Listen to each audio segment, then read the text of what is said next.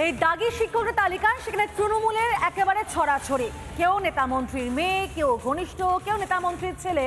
ইতিমধ্যে যখন তালিকা প্রকাশ হলো কেউ বা ঘর ছাড়লেন বা কেউ আবার মামলা করার হুঁশিয়ারি পর্যন্ত দিয়েছেন যে কেন অযোগ্যদের তালিকায় তাদের নাম রয়েছে।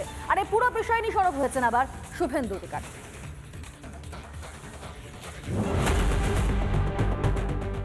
স্কুলে নিয়োগে কারচুপি, বাতিল হয়েছে চাকরি। এই দাগি শিক্ষক শিক্ষিকাদের তালিকায় তৃণমূলের রমরমা। যেমন দক্ষিণ 24 পরগনার সোনারপুরের কুহেলি ঘোষের নাম রয়েছে এসএসসির দাগি তালিকায়। তিনি রাজপুর সোনারপুর পুরসভার তৃণমূল কাউন্সিলর। আমি পরীক্ষা দিয়েছি, আমার প্রথম লিস্টে নাম ছিল এবং সেই অনুযায়ী ইন্টারভিউ হয়েছে, আমি চাকরি পেয়েছি। তারপর কেন আমার নামে অভিযোগটা এলো, সেই অভিযোগটা কিন্তু প্রমাণ করে দেওয়ার দায়িত্ব যে তদন্তকারী সংস্থা আমাকে টেন্টেড করে দিয়েছে আজকে, তাহলে তাকে কিন্তু প্রমাণ করে দেওয়ার কথা। হিঙ্গলগঞ্জের যোগেশগঞ্জ, এখানকার তৃণমূল নেত্রীর মেয়ে প্রিয়াঙ্কা মণ্ডলের নাম দাগি শিক্ষিকার তালিকায়।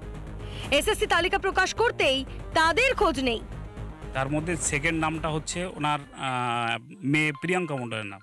উনি জানতে পেরেছেন, ওই জন্যে যেহেতু অযোগ্যদের আইনের একটা বাধা আছে, সেই জন্য উনি এলাকা থেকে, আমি সকালবেলা থেকে দেখছি বাড়িতে নেই।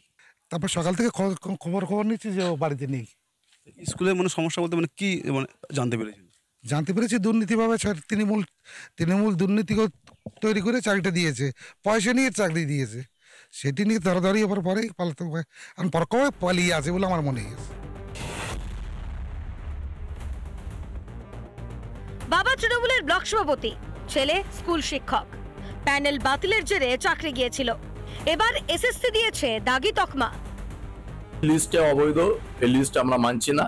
এই লিস্টের এগেনস্টে আমার লয়ারের সাথে কথা হয়েছে, সোমবার দিন হয়তো হাইকোর্টে এই লিস্টের এগেনস্টে আমরা কেস ফাইল করতে যাচ্ছি। এই এসএসসি নিজের গা বাঁচানোর জন্য একাংশকে ঢাল করে নিজেকে বাঁচতে চাইছে।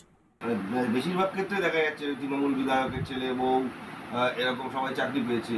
এই যে লিস্ট বাতিল হলো, তাতে আপনার ছেলের নাম রয়েছে। হাইকোর্ট সুপ্রিম কোর্ট দেখছে বিষয়টা, কোর্টের ম্যাটার, এখানে আমি কিছু বলবো না।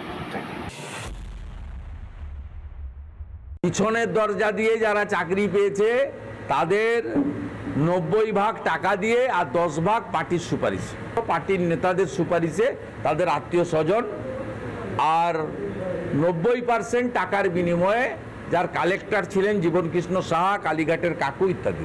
শাসক দলের নেতা থেকে শুরু করে বিধায়ক, তাদের ঘনিষ্ঠরা অযোগ্যদের তালিকা। আমি বলতে পারবো না, আমি লিস্ট দেখিনি। শুধু টাকা দিলেই চাকরি নয়, মাথায় নেতাদের হাত থাকলেও চাকরি হয়েছে। তৃণমূলের জালিয়াতির শেষ নেই। শিক্ষা ব্যবস্থাকে ডুবিয়ে কি শিক্ষা নেবে তৃণমূল? রিপাবলিক বাংলা।